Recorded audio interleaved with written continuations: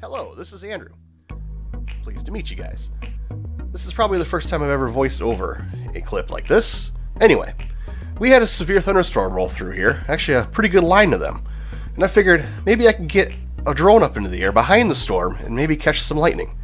Unfortunately, this line of storms was along a warm front, and the thing about warm fronts is they're usually high precipitation. So unfortunately I was unable to catch anything after the rain finally settled. I had to do a cold front storm instead, where the lightning was a lot better. However, I do not condone doing this if you're an unexperienced drone pilot, because lightning is a risk to drones, whether being in cloud, cloud to ground, whatever. The circuitry can get fried and etc. So you got to make sure you fly at a low height in case it gets knocked out of the sky and won't cause any harm to anybody. I knew that this storm was quite a ways away. I mean, believe what they say, lightning can strike miles past the storm. So, without further ado, here's the footage that I caught. Thank you for watching.